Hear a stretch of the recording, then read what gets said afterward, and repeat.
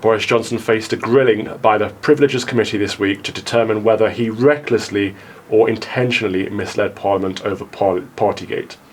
Johnson denies wrongdoing. Following the hearing, a question time audience was asked whether they thought he was telling the truth, and no one there thought so. But our very own Jacob Rees-Mogg has suggested the animus against Boris could be politically motivated, and that the liberal media and political classes still haven't forgiven him over Brexit. The committee are setting out to determine whether Boris recklessly or intentionally misled Parliament.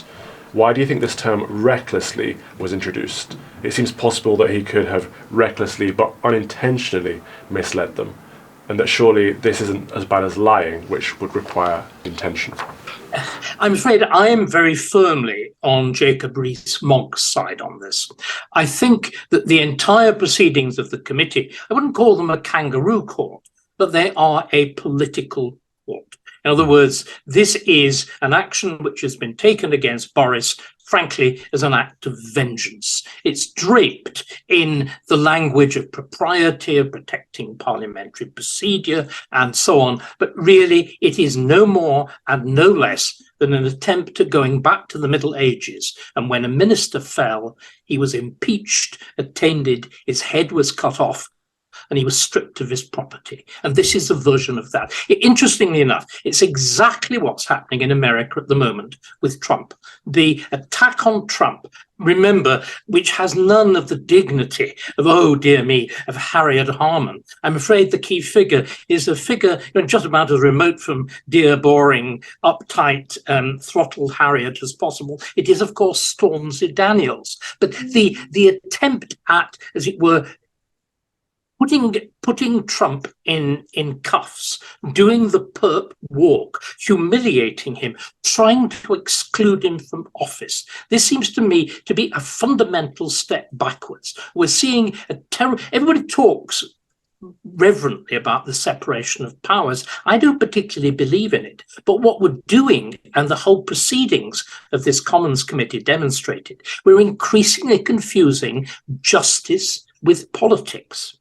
And this is a deadly thing to do. The whole operation of an honest politics in which you can make a mistake, you can be punished for it by the electorate, but you don't suffer anything else, is the foundation of not liberal democracy. In Britain, it happens much earlier than that. It happens in the early 18th century. It's the foundation of an essentially liberal, responsible system of government in which you separate criminal penalties from the penalties of failure.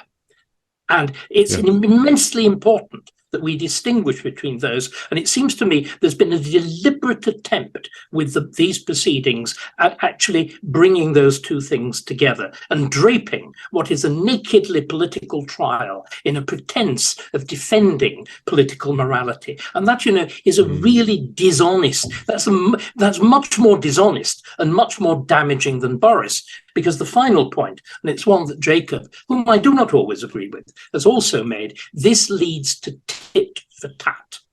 This has been done against somebody on the right. At the earliest opportunity, it will be done against somebody on the left. I know. I study the reign of Henry VIII, when this sort of thing was the poison, the destructive element of a politics which otherwise tried to be reasonable and one of debate. The moment you introduce punishment, criminal punishment for political failure, you are lost. Well, I think you're right to draw comparisons between what's going on in America and what's going on over here. And I think you're also right in that this seems to be more of a political trial than a seeking of justice. But what is the motivation behind it, David? I think it's the one that you've indicated, that this is the vengeance of a particular political class, that Boris, the one unquestioned achievement that Boris has, is at least he technically carried out Brexit. And he did so, of course, essentially by breaking the power of that political class, which had established a throttle-like grip on Parliament. I've mentioned going back to the Middle Ages. What we saw after the catastrophic failure of Theresa May to produce to secure a proper majority was effectively that Parliament returned to the 17th century. It became an unmanageable Parliament in which you had a speaker who was aspired to play the role of Speaker Lento in the Long Parliament in the run-up to Charles I, and to Charles I, the outbreak of the Civil War and his eventual execution. You had a Parliament that was dominated by the Remainer elite, determined, absolutely determined to set government policy. And Boris and Cummings, again, this one moment they have a claim to do something important. They broke that. They broke it, of course, in a fashion which led to the reproof by, again, another terrible intrusion of the judiciary into politics, the decision of the Supreme Court that the prorogation had been illegal and illegitimate. And that seemed to me to be as disgraceful as what is happening now with the prosecution of Boris. But all of these things are part of the same process. And I think, Calvin, it's terribly dangerous. What they amount to is the politicization of justice. That what we're seeing in the name of reimposing allegedly majoritarian liberal values, we are seeing an evident politicization of justice. And this is profoundly, utterly dangerous. I mean, it covers all sorts of other areas, but we're now seeing it at the very, very top of our politics. Well, I've often thought of the Reformation as Brexit 1.0, but I've never considered those links with King Charles the Martyr before, so thank you for that. David, is there an irony here? Because Boris Johnson's always considered himself a libertarian, and he's now fallen trapped to the rules that he put in place that were completely counter to the liberal movement. I think that you're absolutely right. I mean, if I've been draped. I mean, in some ways, Boris is a clown. We may be investing him with more dignity than he deserves. I don't actually think so. I think to adopt the same rather high telescopic perspective, looking at Boris from the top of the Himalayas and seeing him as a kind of political giant, and to him personally, there's a genuine element of tragedy. There's of course an element of absurdity. He is the clown sitting upon the throne. He's au bourgeois. He's Shakespeare's Richard III, with that terrible edge between the joke and the deadly reality. But here is a man who had always been a cavalier. He'd always been relaxed, easygoing. He's never made any boast about personal morality, and he believes that the state shouldn't intrude in private lives. He mocked the rules, mocked every rule, from famously the rules of the EU to the ordinary rules of private and public morality. He mocked them all. And suddenly he finds himself as the most brutal rule giver nominally in our politics. There's been nothing like it in peacetime. Churchill dared to do nothing as extravagant in the Second World War as lockdown. And of course, the other thing is that I think we do need to bring in here it's a tragedy of the nature of the government. The nature of the government that developed as a response to COVID, it was a pseudo-war cabinet. They called it the Quad. The cabinet ceased to meet. Instead, four ministers sort of hold themselves up in Downing Street. And what it effectively did, and remember, COVID was described as a war. It was used to instill fear in us, this terrifying virus. We were fighting an all-out war. We had to surrender personal liberties and whatever. But at the same time, we now know what. We know that Downing Street behaved with all the indulgence of a royal or dictatorial court. It set rules that just didn't apply to other people. Those inside could do what they wanted. Those outside were fined if they sort of breathed a hamburger. And this is what he's not forgiven for. And again, we've got to ask, how did this happen? Well, it partly happens because of Boris's profoundly easygoing nature. But Calvin, there's another much more fundamental point, and I'm astonished that he has not adduced this in his defence to the committee. There were two people within that circle in Downing Street who were absolutely responsible, A, for saying these are rules that have to be obeyed, and the other for setting the actual COVID rules. One of them was the head, rejoicing in this wonderful title of Head of Propriety and Ethics. She's a successor of Sue Gray, who was, playing this role, being rather unethically taken into chief of staff for Keir Starmer. Helen McNamara was the head of Propriety and Ethics. How did she mark that fact? By the day before Boris's birthday party, organising a party in the cabinet office right next door to Downing Street with a karaoke machine. That's the head of Propriety and Ethics. This is the person who's supposed to say to Boris, you are breaking the rules. 6 months later, at another one of these leaving parties, held in the office of the actual cabinet secretary, with his permission, the head of, who else? The COVID committee. Kate Joseph organised a party that was so drunken that two of the people there apparently took their shirts off and squared up to each other, and wine was brought into it by the suitcase. Now, if these are the people who are, as it were, the key figures in setting the rules and with oversight of the rules, you see, I think there's another thing here, Calvin, which is really important we explore. It's the problem that's followed the Nolan report. This is the one setting out so-called ethics in public life. What you've done is you've set up a code of behavior, a minutely defined code of behavior. That means it becomes, simply a tick box exercise. In other words, it's not a question of do you really obey the rules? Are you really responsible? Are you really honest? It is, can I tick this box? Can I tick that box? Can I tick the other box? And in other words, the more you talk about ethics, the more you formulate them, the more you formalize them, do you know what? The less you practice them. And so there's this extraordinary paradox of Boris, which is the man trapped by the circumstances in which he found himself, trapped by the machine, the court in which he found himself. But finally, and I think you and I can agree on this more than anything else, Boris fell because at the heart of it, there was nothing in Boris. Boris is empty. Boris does not believe in anything. There is no, in the word that my dear old mother would have used, there's no bottom to him. There may be a very large backside, but there's no bottom. There's no weight. In other words, if he'd actually really believed in liberty, he would have said no to lockdown.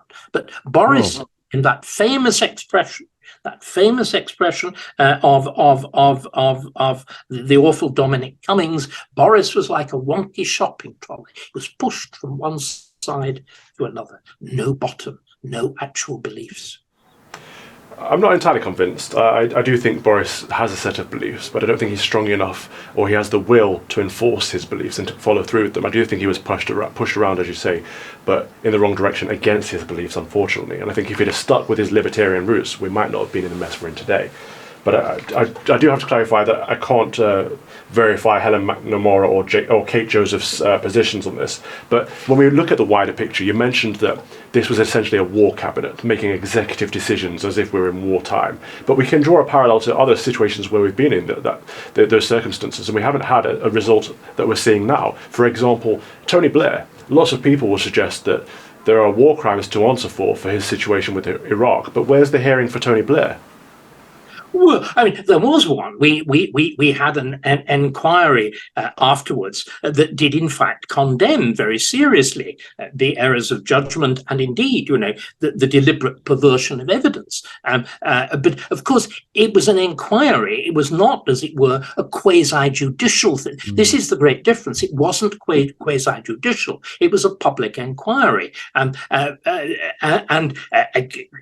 this has become a regular feature of things. And of course, it seems to me to be an iron rule that when you get these commissions, there's one taking place on COVID at the moment. They go on for 20 years, they produce reports that go on for 442 pages, they cost us many millions of pounds, and they achieve absolutely nothing at all. The problem is, once you set up one of these investigatory committees, you remove it from the political process. And again, the plain truth with Blair is Blair again fell in a very large part because of the Iraq War. He has also paid a very terrible penalty. He is a person round whose neck that hangs like an albatross. He is a figure widely reviled in public life and treated, I think, generally speaking, with much more hostility than Boris will be in the future. I mean, you sort of feel sorry for Boris. At least I do, and I don't regularly feel sorry for people. You certainly don't feel sorry for Blair, but he paid. What I'm trying to say, Calvin, I think he paid an appropriate penalty. He lost power, right. And he lost that power, which was the most valuable thing to him. Because again, you see, but not influence. Exactly. I think there are two things that, or rather, there's one thing that we forget. Both Blair and Boris are products of fundamentally the same system. They're both products of the public school. They're both products of a system of values which can lead to extraordinary achievement, like a Churchill, or to the kind of shallowness, the slickness, the mere manipulation that we see in terms of both Blair and of Johnson. And it's really important, I think, that we understand the nature of people's education.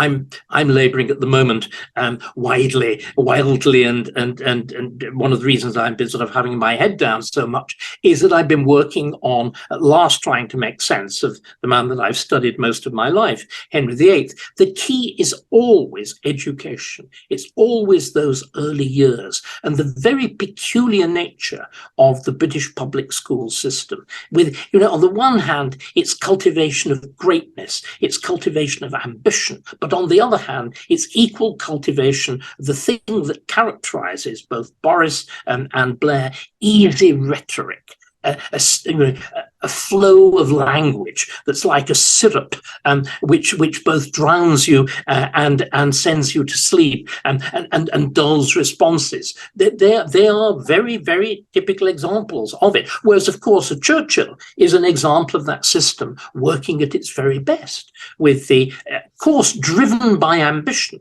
And again, we've made ambition a dirty word. I mean, yes.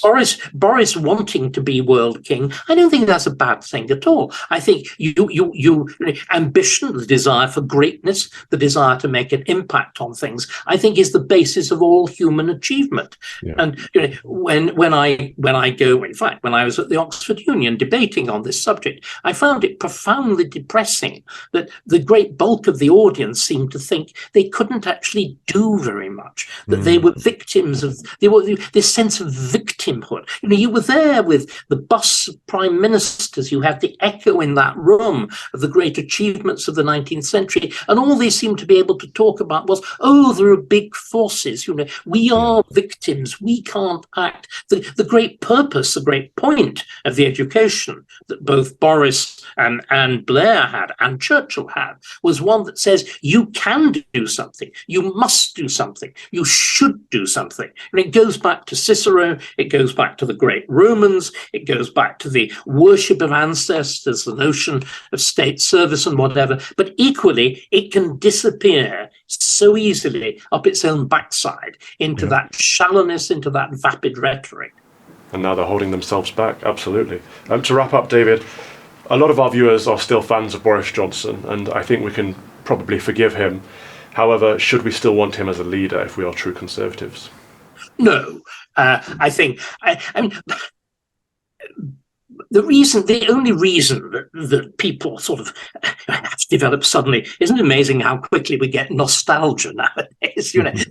Nostalgia for a few months ago, and Boris as prime minister, was that he allegedly had magic powers he was a bit like, do you remember the old advertisement for Heineken? He could reach the parts that other conservatives couldn't, strange people like me who come from the north and clearly have wildly different values can somehow mysteriously be addressed by Boris. I think that's now a busted flush. Boris did absolutely nothing when he was prime minister. He chatted about levelling up. He did nothing about it. He did nothing, moreover, this is much more important, he did nothing, moreover, to reverse the dominance of the unthinking internationalist liberalism that was supposedly the target of those who voted Tory in the Red Wall seats. Boris has always been an arch liberal, hugely in favour of immigration, hugely in favour of ecology, of restrictions on cars, on cycling, of an insanely uncritical, because he's uncritical about anything he's enthusiastic about, uncritical eco-worship, all of that stuff. So the problem with Boris was he was a creature of the moment. He did something. He put together a neo-Disraeli coalition of the North and South. He broke the grip of the Remainer elite on Parliament. He broke the grip of a speaker who was exceeding his powers. He did all of that. He got Brexit done, but having got it done, he didn't know what to do with it. This is the problem. He's a man, again, good with, well, as we all know, he loves grand projet. He loves big things. He loves throwing money around. But he's got no grasp of no grasp of the purpose of politics. For him, politics is simply being in Downing Street, having a party, eating his cake, and having his cake. That's Boris. Well, it seems he might now have to pay the price for that. Dr. David Starkey, thank you so much for your analysis this week.